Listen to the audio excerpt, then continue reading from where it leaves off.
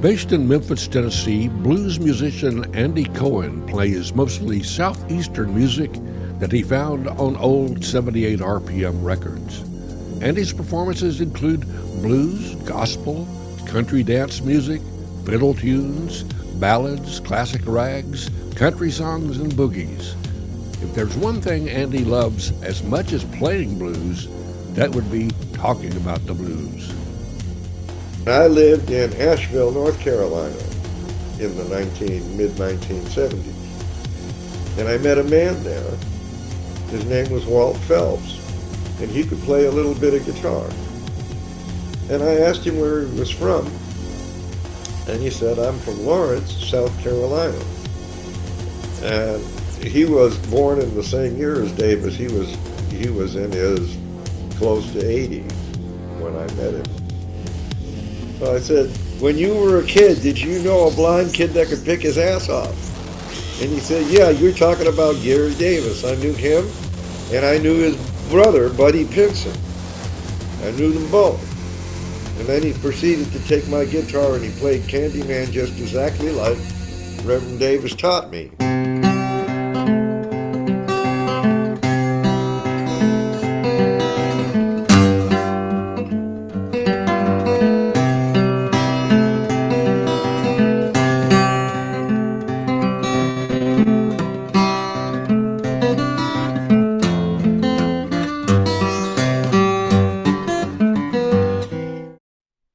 Hey, everybody. Yet another Plutopia News Network podcast. I'm John Lebkowski, and my partner over there is Scoop Sweeney. And our contributing editor and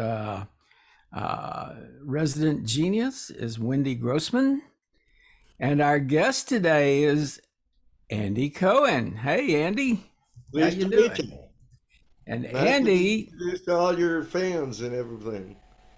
Andy's a blues musician, and you live in Memphis, Tennessee, right?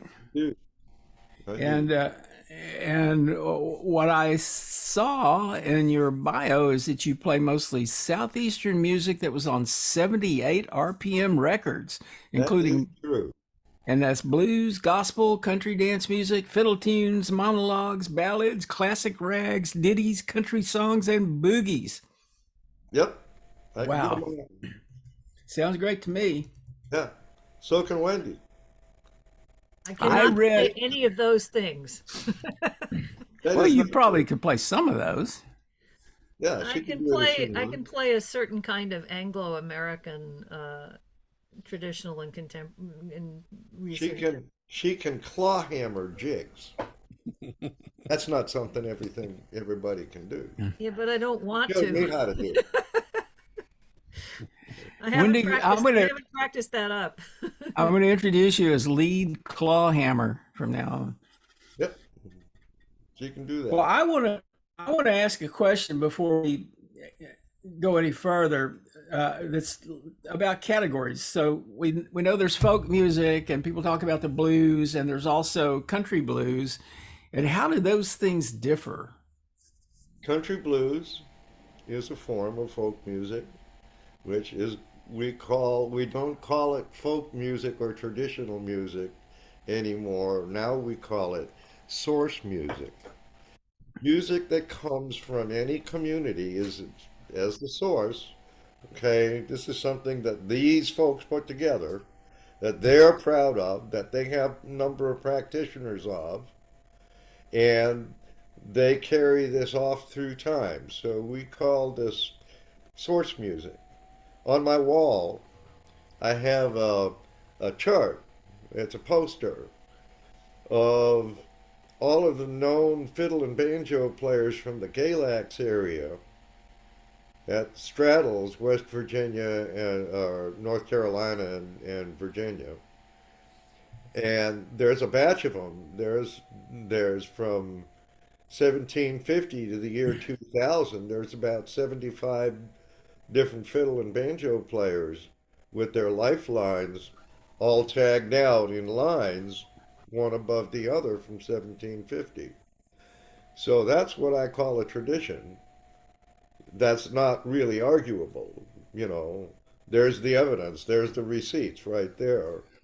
And you know that it wasn't just one fiddler learning a bunch of tunes and then, you know, the next fiddler comes up and starts to learn another bunch of tunes. These are people interacting, and they're acting during celebratory periods and somber periods sometimes. Their musical efforts generate all kinds of activity, from babysitting and making food and going places and bundling the kids up and having a good time and then going home, or maybe staying over and going home the next morning, for 250 years. That's That begins to extend the notion of what a musical tradition is outward from just the music. Because the music gets recorded and we buy little pieces of it. We sell little pieces of it as souvenirs at our gigs. What actually happened at the gig more or less gets lost. That's the anthropology behind all of this folk music. That's the sociology, the social setting, the trouble that people go to be good to one another and their neighbor. I guess we wouldn't know a lot about some of this music if it hadn't been for Lomax going out and making all those recordings when he did. There were lots of them, and there still are. Wendy and I do that, both. Well, you more than me. I tend to learn most of the songs I know from other folkies. I learned most of my songs from other folkies, but the ones that I learned from individuals that I met are the ones that I really cherish. For instance, you may or may not know who Reverend Gary Davis is, or was. You do know who he was. Oh, yeah, I was going to ask about him, actually. Definitely. I will do that. Reverend Davis was a blind guitar player who could, you'll pardon my language, he could pick his ass off. There wasn't anybody that could come close, and many of today's rockers and immediately yesterday's rockers took lessons from him. You know, from people like the Grateful Dead and Ry Cooder and David Bromberg and all kind of people you know took lessons from Reverend Davis, because he was, in his mind, there was the material of a school of music. And he passed it on unsparingly to anybody that would listen. So if you knew a little bit when you went to him, he made it all made sense in a concrete way. He was a great teacher, and as well as being a great performer. He was born in a little place called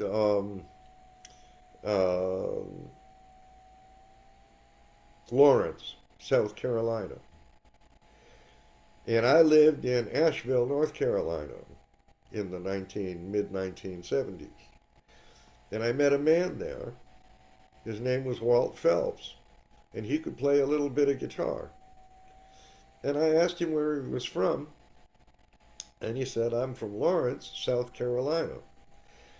And he was born in the same year as Davis. He was in his close to 80 when I met him. So I said, when you were a kid, did you know a blind kid that could pick his ass off?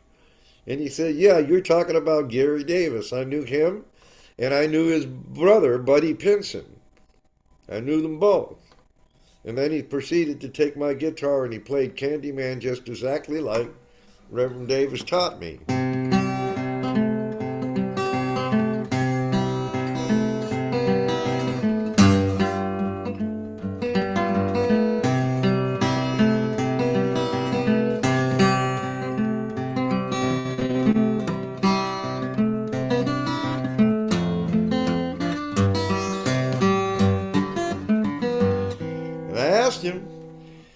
well, how did you get up to Asheville?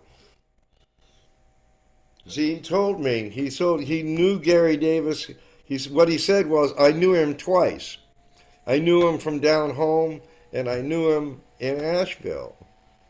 And I didn't even know that Reverend Davis had been in Asheville. He came to Asheville after he was at blind school in Spartanburg, South Carolina, for one semester. They taught him to read Braille music and Braille English, and they taught him to stuff mattresses, and they gave him the worst food in the world. That's why he left. And see, in those days, the blind schools were segregated in the South. This is something that not everybody knows. So if the blind kids didn't get much in the first place, the blind kids with dark skins got even less. So he left the blind school and he went to Asheville and he started playing spirituals in what's that park in the Pack Square. He started playing spirituals in Pack Square, and that's where old Walt, when he was a younger man, ran into him. So I asked Walt how come he was up in Asheville. He said, well, I was the water boy on the Bowcatcher Tunnel.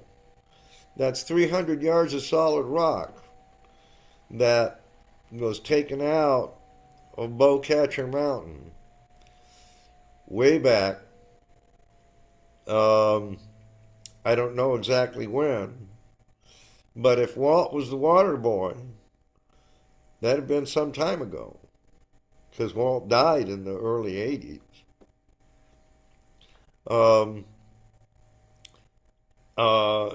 He said his job was to take water to the men as they worked, hacking the rock piece by piece, 300 yards through the mountain where the people drive through today, so that the people that worked downtown didn't have to take their horses and buggies up over the whole of Bowcatcher Mountain. They could just go through it instead to get to where they lived. And he said he'd take water to the men all day, but come nightfall and they stopped work, they'd go to skinning them dice and drinking that scrap iron. They wouldn't want to get up the next morning. His job, he had to get them up. He said, I'd walk through the barracks where the labor lay asleep, and I'd sing my little shack rouster song and get the men up for the day's work. You've been up all night, highballing round. Daylight come and you want to lay down. Raise up, better raise up. If you's aiming to make all day, raise up. Well, I hate to call you, but I have it to do. Captain called me and I have to call you. Raise up, better raise up. If you's aiming to make all day, raise up. Well, I had a little gal and she didn't want to dance. I put her on the bed, Lord, I made her dance. I hugged her and I kissed her and I made her 3 spins. Come on, mama, do the same thing again. Raise up, better raise up. If you's aiming to make all day, raise up. They do that all day long. When I met Walt, he was doing yard work, but before that he had been in some medicine shows, and he had been,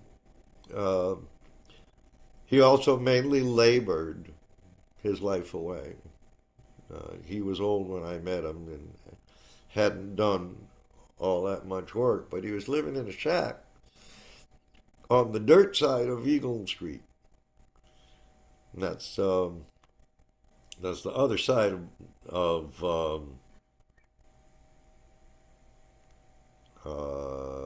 forgetting the name of the street.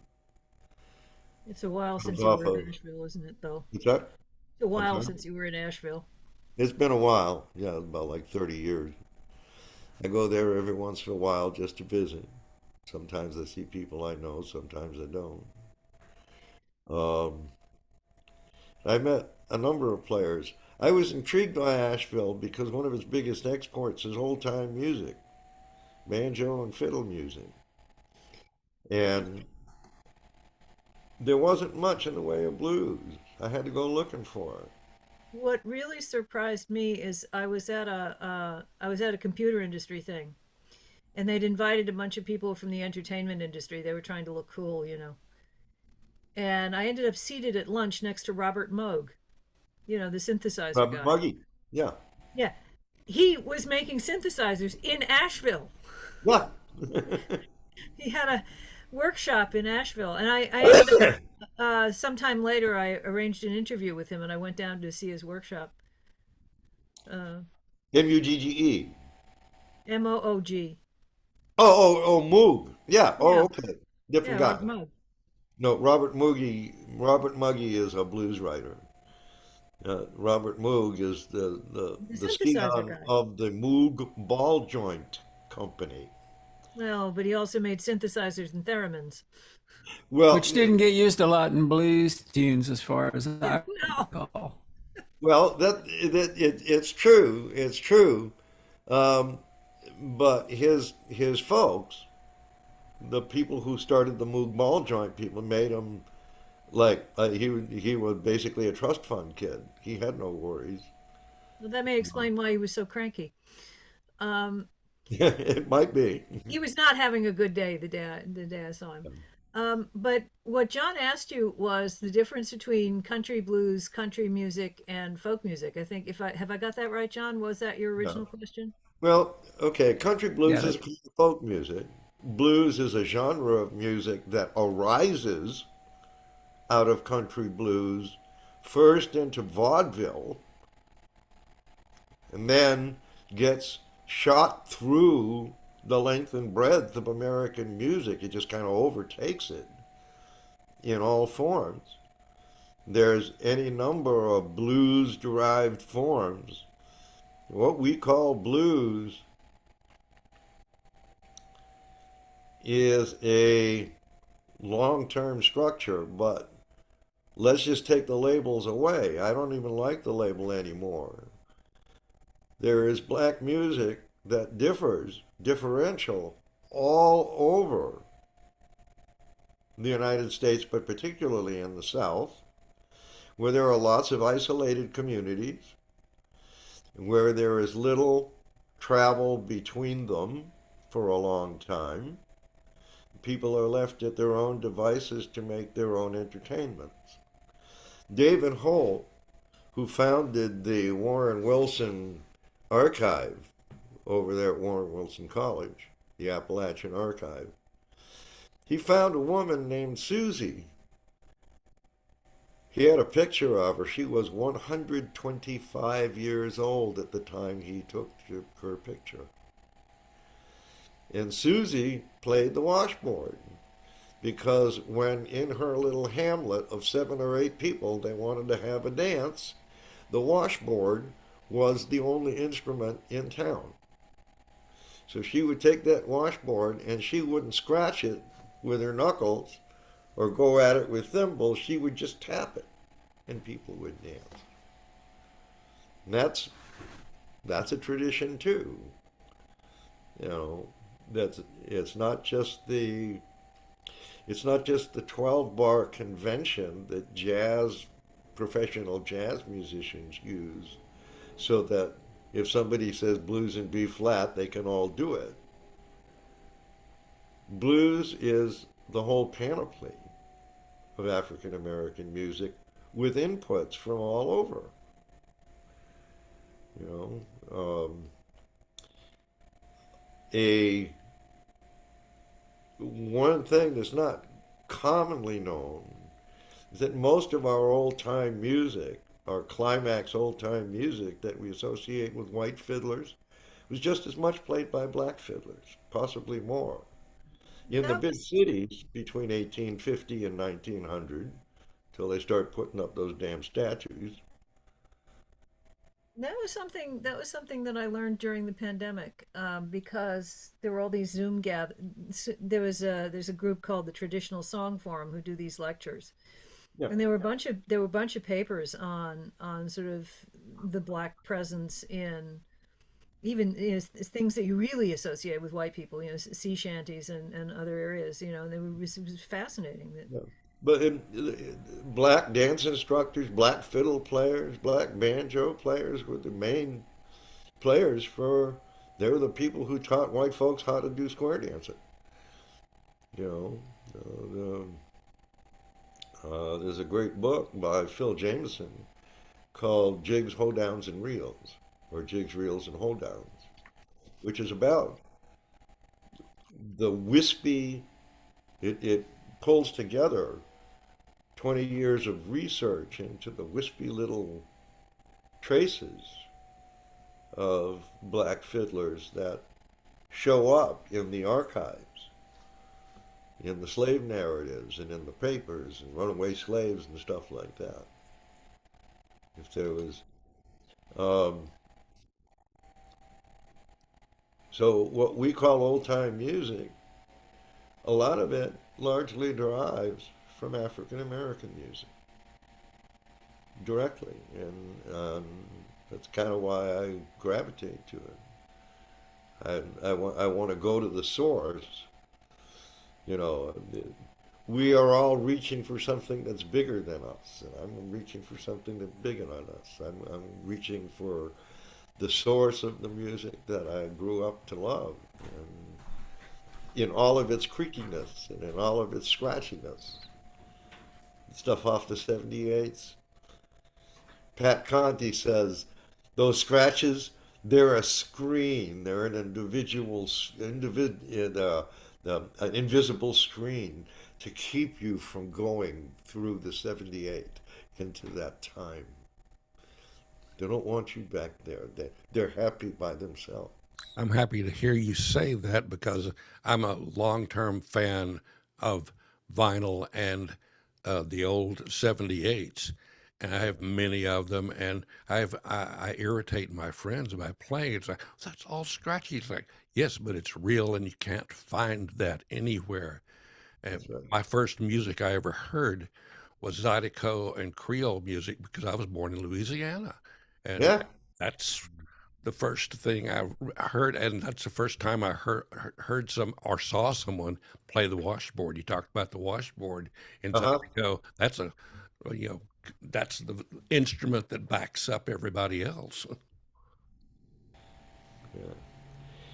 When I was when I was 16 years old, 18 years old actually, just about to graduate high school, my brother took me to the Brandeis Folk Festival, which was all acts from Folklore Productions. They were all represented by Folklore Productions. And I found out later that Folklore Productions actually gave the faculty senate, which put it on, the money to put it on. In other words, they gave them the money to hire their own players. So I arrived there and I got there early.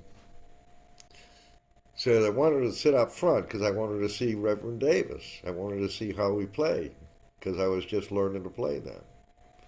And I was getting into Big Bill Brunsey, and I was getting into some of the better pickers, Merle Travis and Elizabeth Cotton, and, you know, all of the people who came out early. I liked that kind of picking because it sounded like the kind of piano that I liked and the kind of Dixieland music that I liked.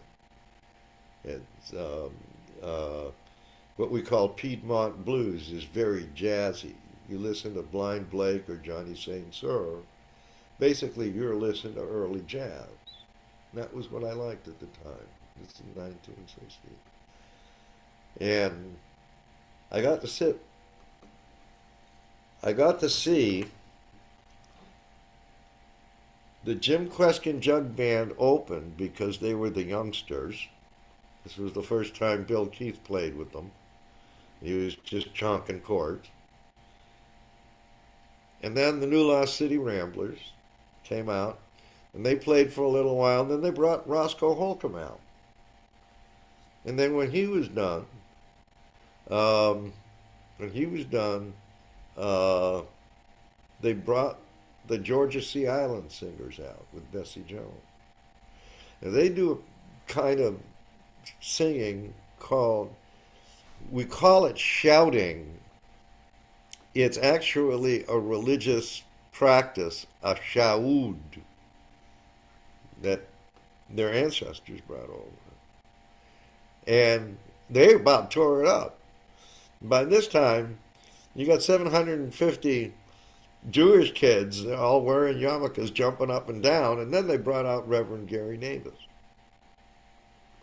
And this is the middle of the civil rights movement. And I suspect I've run into a number of people who went to that same concert that same night. And they were all just as impressed as I was. All of a sudden, everything they were hearing about the civil rights movement and everything they were learning about folk music came together and made sense in a palpable way. And that has directed my life ever since.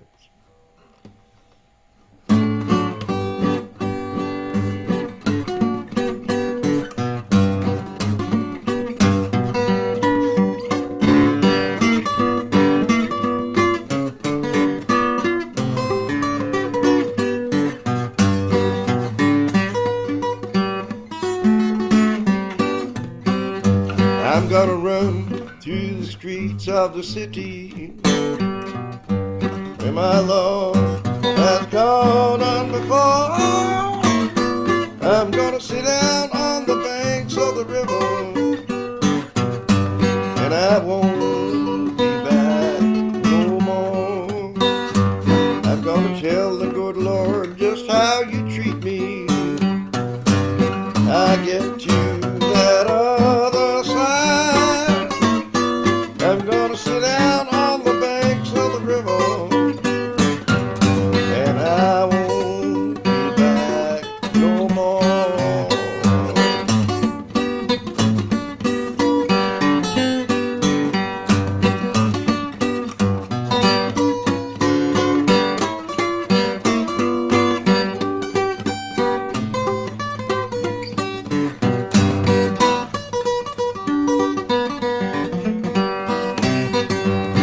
Now soon all my trials will be over.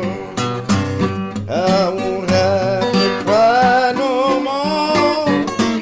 I'm gonna sit down on the banks of the river, and I won't be back no more.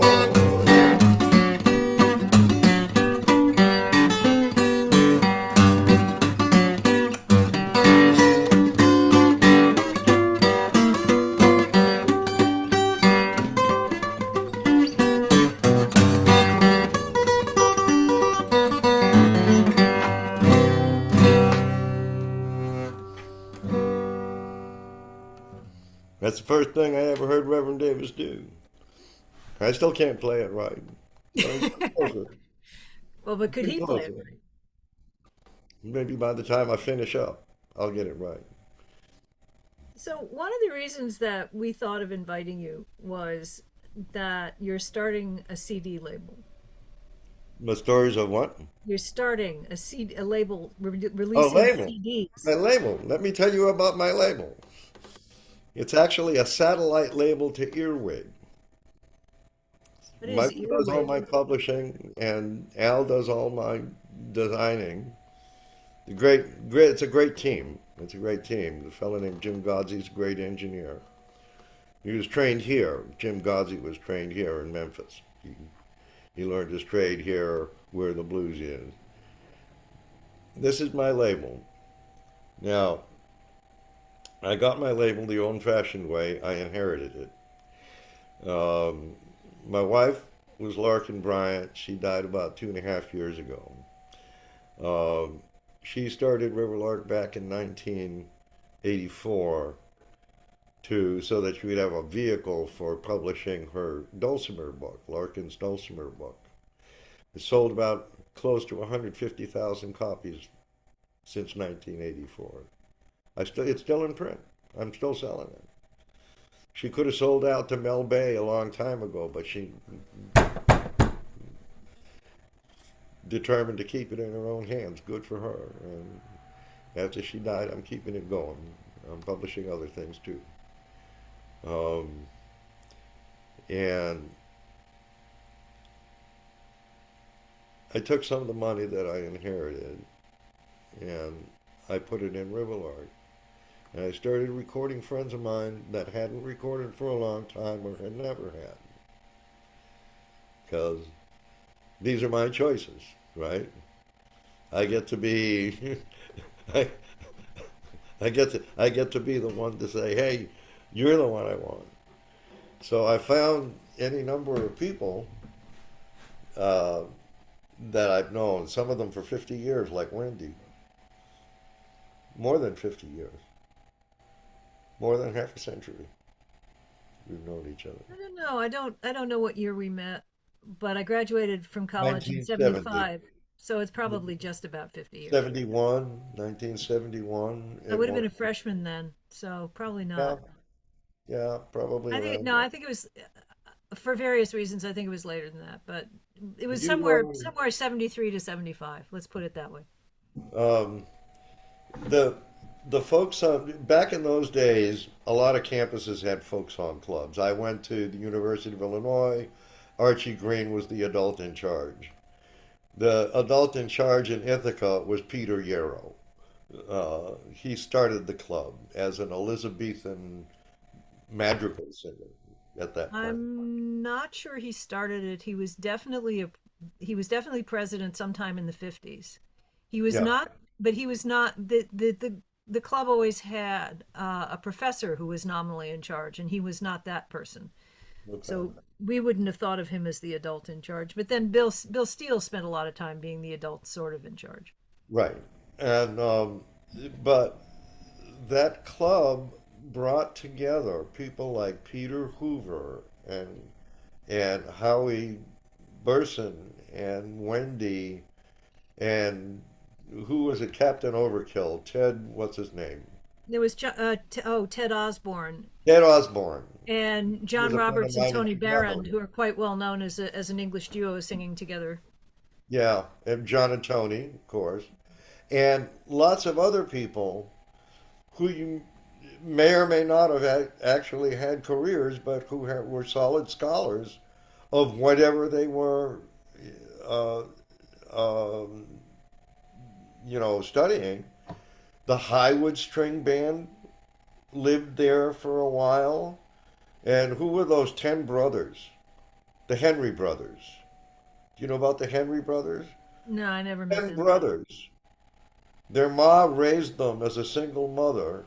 Every single one of them played guitar, fiddle, banjo, or mandolin, or all four of them. There is a tremendous amount, and always has been, in the Hudson Valley.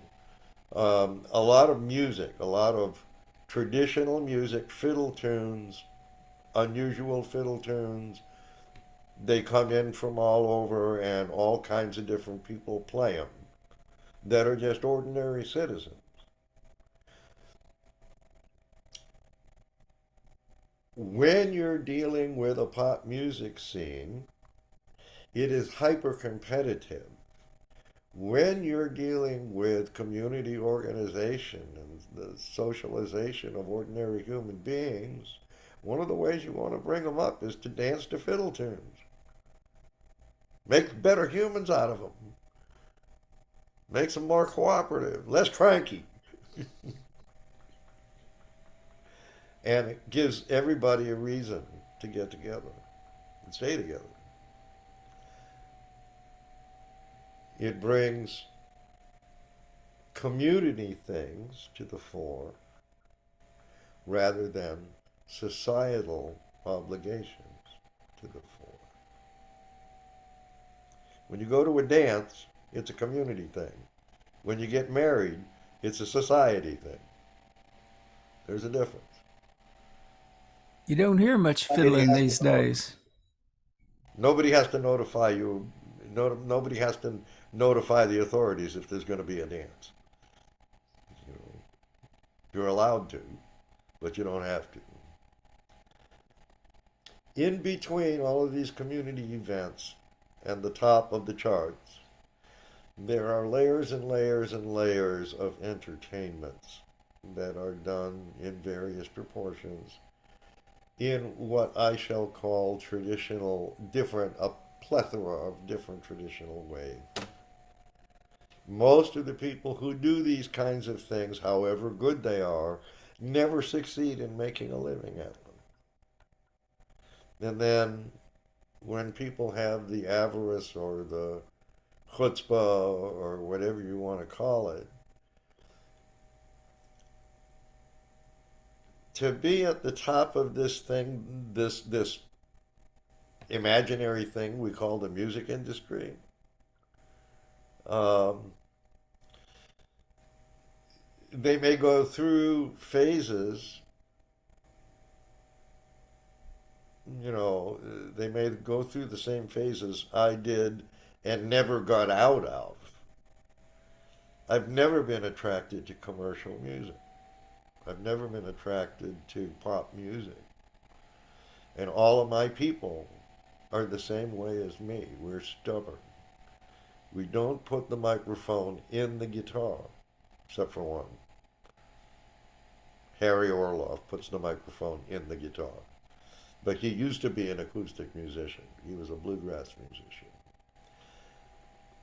I have the following people on my label right at the moment. Wendy learned to play jigs from Howie Burson at Ithaca, and who does a marvelous job singing the real old songs and knows a good song when she finds one. So she sings songs on her project by Stan Rogers and Archie Fisher, and not Archie Fisher. There's one you got from Archie Fisher, I think. Well, I learned a lot from him at one point. Um, yeah. Archie Fisher is a famous British singer. Scottish. Scottish? Let him be Excuse Scottish. me. Yeah. I mean, he is British, of course, but let him be Scottish. Well, technically British, but effectively Scottish. And he and Archie was a scholar, and Wendy sung a lot of songs that she learned from him, and people like him. His sister Ray. Did you ever learn anything off of Ray Fisher? There's one song of hers that I've really wanted to do for a long time, and I've never been able to work out a good accompaniment for it. And that's a song, it's a long ballad called Willie's Lady, about a guy who comes home with a bride his mother doesn't like. So she puts a curse on the bride that she can't give birth, and everybody is miserable until I think the bride figures out how to find out how to break the curse, and so on. It's a great ballad, but it's very hard to figure out what to play. I think because it's a longer song, it should have. It would be good for it to have an instrument accompaniment, because then you can kind of vary the sound a bit more. And I haven't been able to work out anything that I liked. Martin Carthy does a fantastic version of it, but I can't play the way he plays. I noticed both of you have your instruments with you. Any chance we can get a duo going? Well, Andy should play something more. Yeah, get Wendy to actually. Why don't you play something, Wendy? Because you, people zooming can't really play together because of the lag. No, and anyway, you and I can't play together because we don't play the same things. No. Well, I learned this. Andy, you might want to mute for this. Or somebody might want to mute Andy for this. Might want what? I learned this for the CD, actually. a friend of mine who had found this studio and stuff had said to me years ago that he thought this song would go well with banjo, and I was sort of going, but actually the secret was not to think of it as a clawhammer song. It's a song called "The Last Trip Home," and the guy who wrote it is named Davy Steele. He was one of the lead musicians in the Battlefield band while they were going. And the song is about the passing out of use of Clydesdale horses. Actually, you can't see the banjo very well, can you? I just want to show you it has a very pretty neck. And it's about the passing out of agricultural use of Clydesdale horses. And sometime after the song was written, which is about 20 years ago, the Clydesdales kind of came back into fashion as parade horses, and you can see them in every time some royal personage does something like sit on a chair and get a hat put on his head. You see them showing up.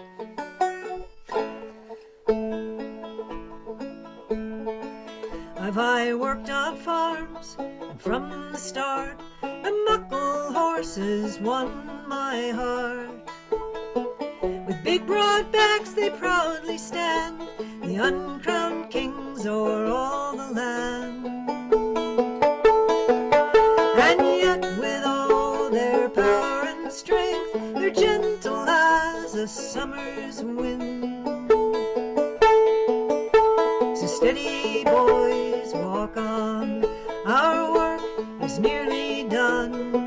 No more we'll till or plough the fields, the horses' day is gone. And this will be our last trip home. So steady, boys, walk on.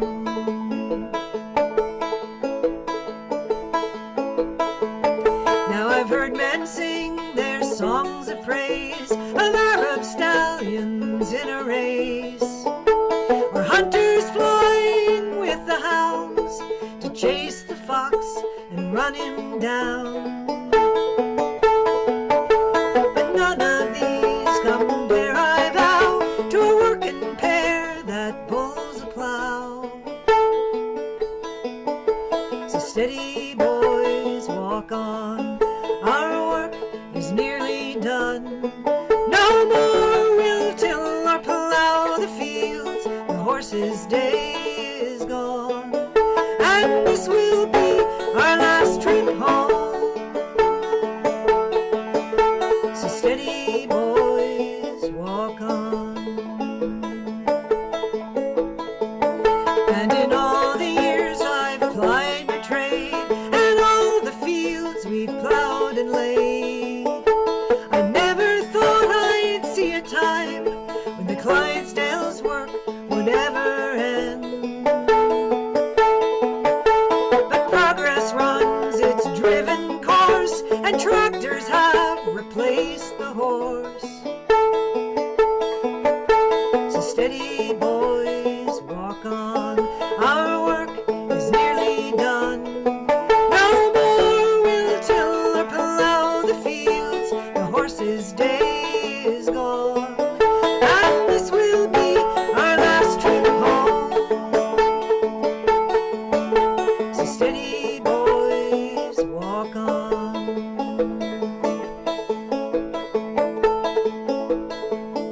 Now as we head back, our friends have lined the road to be there one last time. 'Cause none of them would want to miss the chance to see us pass like this. They say they saw in years to come the muckle horses' last trip home. So steady, boys, walk on, our work is nearly done. No more we'll till or plough the fields, the horses' day is gone. And this will be our last trip home. So steady, boys, walk on, our work is nearly done. No more we'll till or plough the fields, the horses' day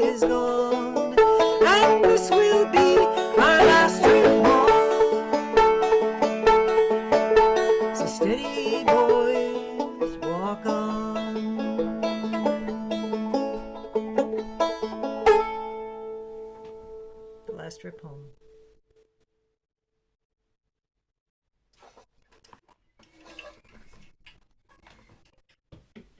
I've known you all these years, and that's the first time I've heard you play. Well, Yeah, there's MP3s that on my was website. excellent. Thank you. Wendy Yeah, it is a was very excellent. robust player, and she comes from a very robust lineage. What lineage is that? Peter Hoover. What? You know Peter? Peter Peter who? Hoover? Peter the paleontologist? No. The 6'9" paleontologist who used to go to Kentucky every other weekend and No. collect banjo tunes. He was one of No. the original guys in the 50s. He was doing it in the 50s while he was No. studying. I never heard of him. I was going to say my father was tone deaf, so I don't think I got, I don't think anything came from him. Yeah. My mother used to play Chopin. I've never liked Chopin. Yeah. Oh, Chopin's okay, in small bits, but really, I like picking. But I mean, this was the thing that intrigued me, and this made me grill you about the state of your finances before I agreed to do this thing. Yeah. Um, who starts releasing CDs in 2023? I mean, why not vinyl or 8-track tapes? Vinyls are more expensive, and Beyonce bought like 10 million units for her latest. Yeah, for her latest. So nobody's got any vinyl anyway. Yeah, Uh, and why do I want to contribute? that I was make them kind in of Echo wallets. that was They're actually good kind of a joke. grade. But it's more the attitude at the moment seems to. I mean, I do think it's changing in some places, and there are various reasons why it might change. Um, but there is a certain attitude of not wanting to have physical objects at all, and it's all on a streaming service. Well, yes and no. It's all on a streaming service, but the streaming services, while they have particulars, aren't themselves particular. No. In other words, they don't guide people to this kind of music as opposed to that kind of music. Discoverability is a But problem the everywhere. reason I want to have CDs is because my people do gigs, and you can sell CDs at a gig. You may not be able to sell them online, or you may not be able to sell them in music stores. But if you are an active player, then you should be able to sell some CDs. I make them in small enough lots. This is why I'm a satellite label. I make them in lots of 1,000. It's relatively inexpensive, the actual pressing, and the recording is manageable, and the art is manageable, and the licensing is manageable. So I don't have to sell that many CDs in order to make back what I put into it.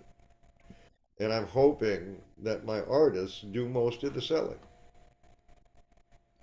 So um, I believe in the strength of my artists. So who else have you recorded? A fellow named Ken Tillery, who plays with a deceptively soft touch, and a guy named Harry Orloff, who used to play banjo for Bottle Hill when Lou London went and took up a permanent gig in a casino in Marvin Gardens. I always thought that Bottle Hill was just a great name for a band. Well, they're still going. Rex is still around, and Walt's running Common Ground on the Hill, and a couple of their other, and Harry's still around. Harry lives in Westminster now, and Westminster, London, Westminster? what? Westminster in Westminster, London? Maryland, Oh, Maryland. Maryland, not England. No, you know,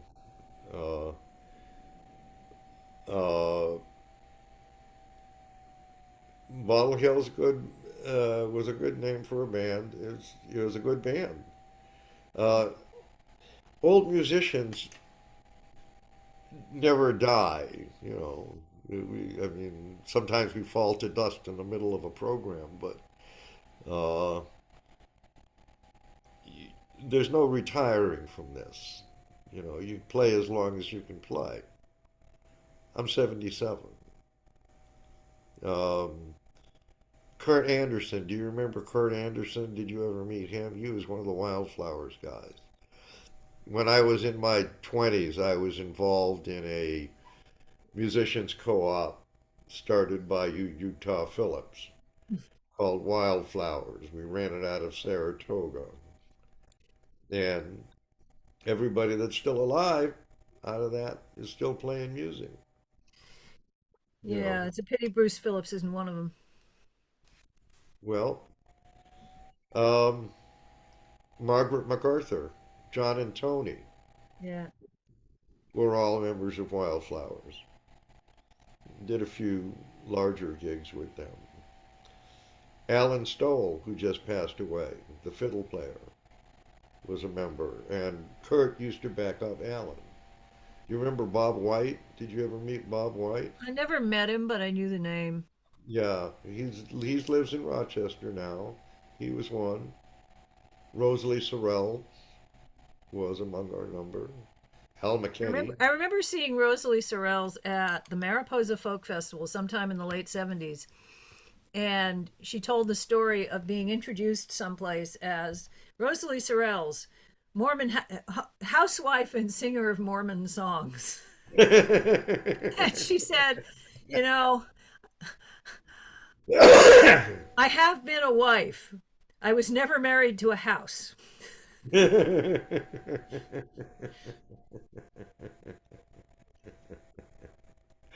I miss it. There's a great, we've lost an it's really tempting for Andy and me to get into sort of nostalgia because we've lost quite a few of our favorite folk singers over the last few years. Oh yes, they just about one a week for the last 20 years, and Well, the you know more people than I do. It hasn't been as I'm many as that teaching for as me. fast as I can. I'm mentoring as fast as I can. I'm recording as fast as I can.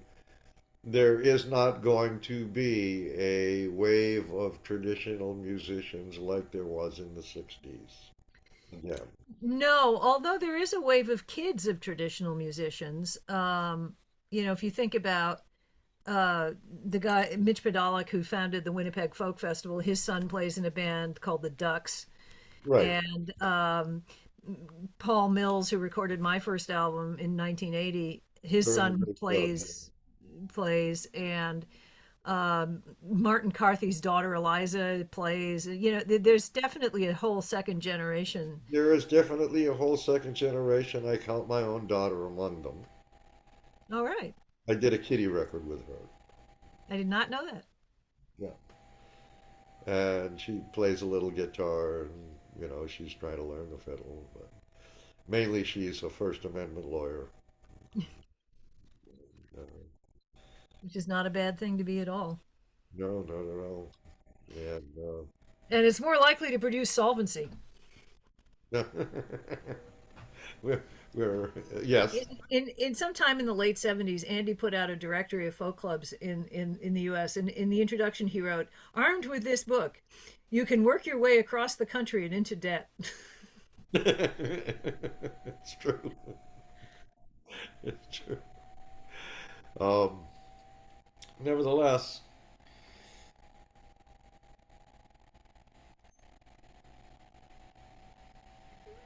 like any archaeological site, Is find, that how you think of you yourself? find traditional music in little shirtlets, and you have to put it back together. You find broken 78s. Fortunately, the technology gets better, and you can read the broken 78 with a laser beam instead of a steel pin. You know, When you you said can. shirtlets, the image that sprang into my mind is the end of the movie Terminator 2 when the liquid metal man is in these little pools of mercury that start running Yeah, together. yeah, and reform into the killer robot, you know. Yeah, right. But I don't want to see pre-war music disappear, but its life on the ground is catch as catch can, and its life in recording is, to all intents and purposes, everybody's private museum. You know, I have my 78s and my CDs and my cassettes and my 8 tracks and my cylinders and my LPs, and I have the means to be able to play them on my tapes. I have the means to be able to play them, but I'm not everybody, and that's a lot of culture. Mm. So I don't have any answers, but my answer is to record those people that I think are strong enough to record, you know, regardless of their age. One of my artists is a 20-year-old player of 100-year-old songs. This kid grew up with it. Mm. Roman Barton Sherman. He's a genius.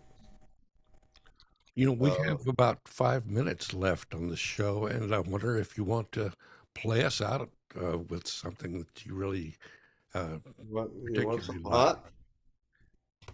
You want something hot? Whatever fits. Whatever That seems fits. like a good idea.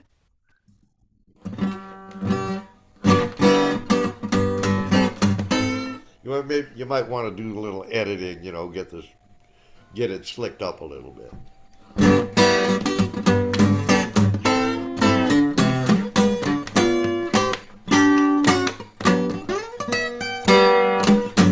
If I had my way, if I had my way, if I had my tear this old building down. You can read about Samson, tall from his birth, who was the strongest man ever had lived on earth. One day Samson was walking alone, looked on the ground, saw an old jawbone, reached out his arm, God knows it broke like thread. When he got through moving, 3,000 was dead. If I had my way, if I had my way, if I had my way, tear this old building down. Now Samson, he journeyed down to Gaza one day. He met a lion while he was on his way. He looked that lion straight in the eye, said, "This day one of us has got to die." Samson stepped back, the lion attacked. Samson, he jumped up on that lion's back. Now you read about that lion killed a man with his paw. Samson got his hands in that lion's jaw. And that beast, God knows, killed him dead. And the beast made honey in the lion's head. If I had my way, if I had my way, if I had my way, tear this old building down.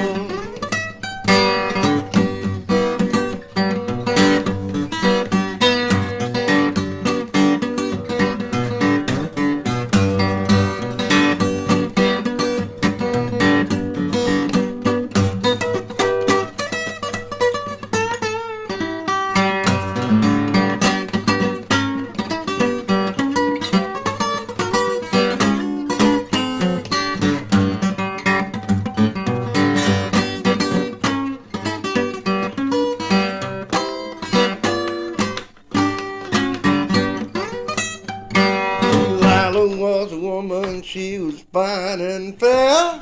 She had good looks, God knows, and cold black hair.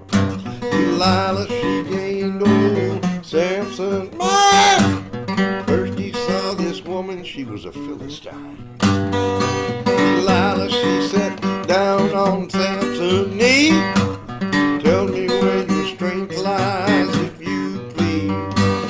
Spoke so fine, she talked so fair, till Samson said, Delilah, cut off my hair. You can shave my head, clean as my hand.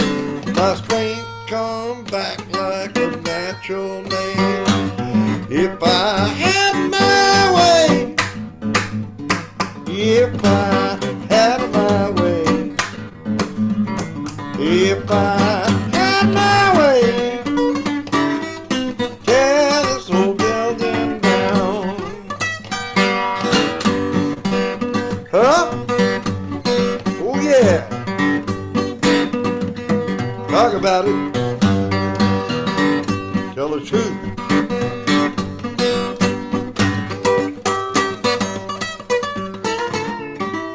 If I had my way, if I had my way in this wicked world, if I had my way, tear this old building down. Good God.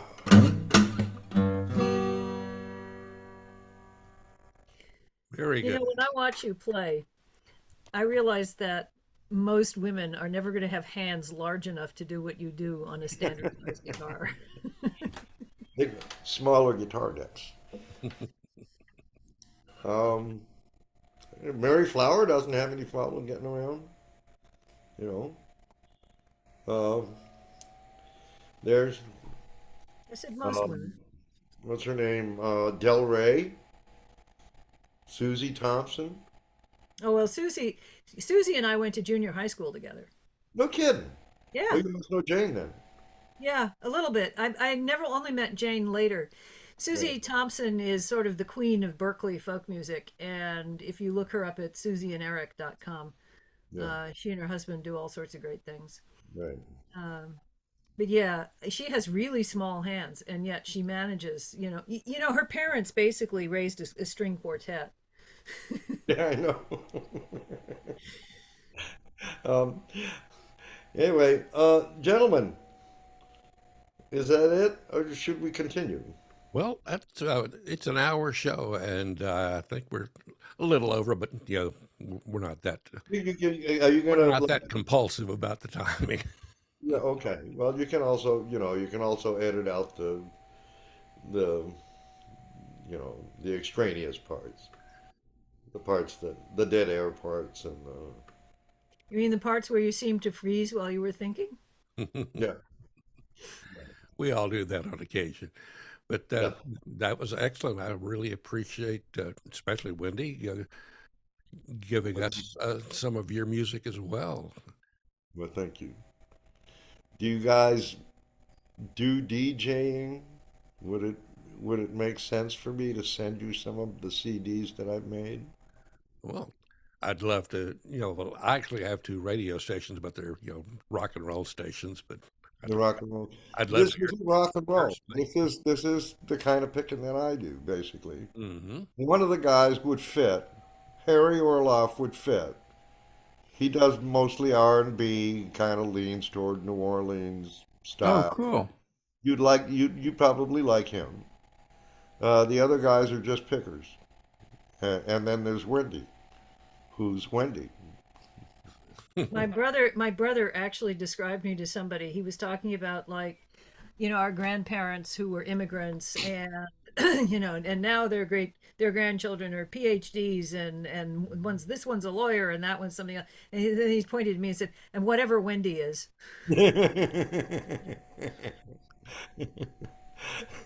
There are some of us who got stuck at the juncture between theory and practice. And we do both.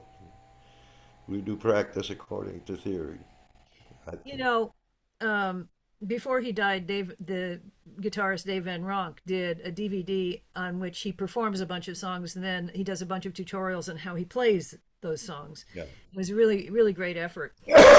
And I played some of it for a friend of mine he's actually a scientist, but in his head, he would have loved to have played with like the Beach Boys or something. Yeah, right. And so I played him part of the Dave Van Ronk thing, and he sat there going, "Oh wow, this is really, really good. This is really good." And then I played him a video clip of you doing "Oh Glory," and he sat there with his mouth open, going, "Okay, I understood what Dave Van Ronk was doing. I have no idea what this guy is doing." He could not figure out how you played what you played. It's easier than it looks. Tell him Well, I was told him, pumping a G. You're supposed to say it's harder than it looks. So we No, are. it really isn't harder than it looks. It looks harder than it is. Oh, that's great. It's just not something you would usually do. Maybe there's hope for me to pick up a guitar. Well, how long have you been playing? I have never played. Yeah, the court order says I can't perform publicly anyway, so Yeah. it's not due to any crimes. A good taste. So we're really at like past where we normally end the show, but I have one more song to request if you don't mind playing one more. Sure. I'm sure you know this one. Death Don't Have No Mercy.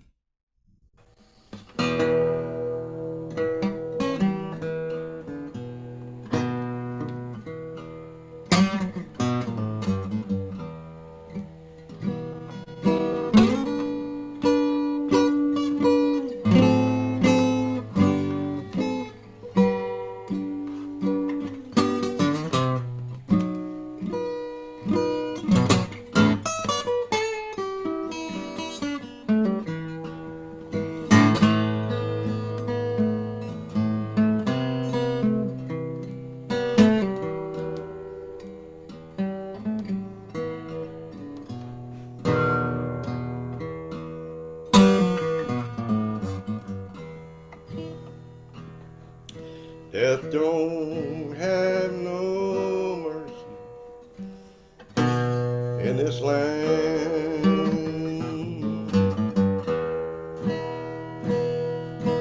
Death don't have no mercy in this land.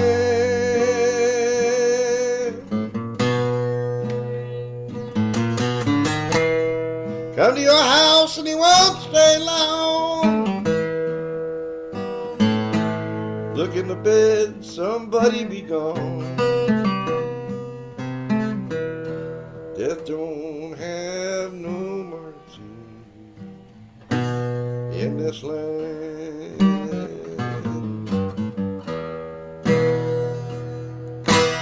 Death never takes a vacation in this land.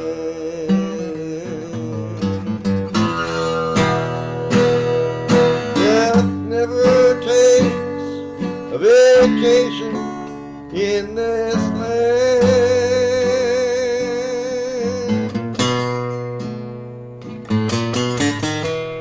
Come to your house and he won't stay long. Come to bed, your mother be gone. That don't have no mercy in this land.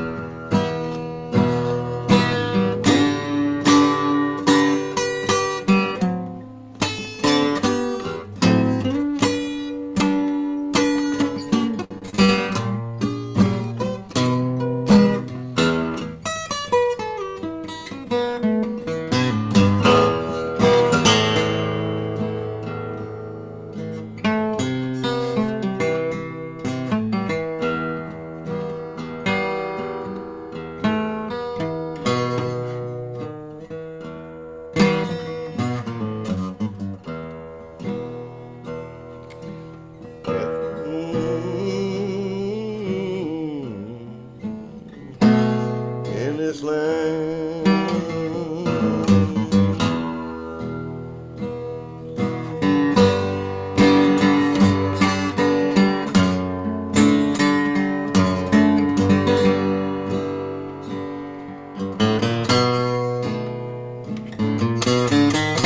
Come to your house and you won't stay long. Look in the bed, your father be gone. Death don't have no mercy in this land.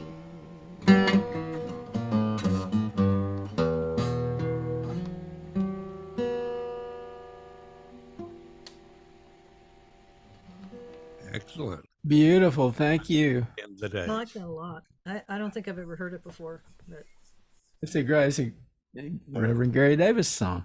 Yeah, it's one of the ones he wrote that Reverend Davis himself wrote. Well, thanks so much. And we appreciate you joining us. Come back sometime. You just holler at me and I'll be happy to. Right on. Happy to. And if you want, I'll bring some of my guys with me, as they show up at the house here. Oh, that's a good idea. That's a great idea. We could do that. Yeah, we'll do that. I've been trying to suggest to Andy we should do a portable folk festival thing. There Well, you go. that's fine by me. I'm always ready. When are you gonna be in the States again?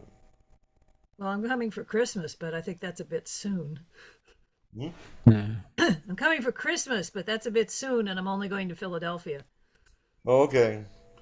I'm supposed to send your 100. No, we'll discuss this offline. Oh, okay. Online. Okay. Okay. Elsewhere. All right, folks. Well, I'm going to have to leave because I've got some Yep. waving at me from the other room. Saying I am. Thank you very much, everybody. Thank you. Thanks, guys. See you Pleasure to soon. meet you all. Bye, Great to Win. meet you too. Bye Bye, bye. Ray. You can stay in touch with Plutopia at plutopia.io. On Facebook, look for @Plutopia News. On Twitter, it's @Plutopia. This is the Plutopia News Network, 20 minutes into the future.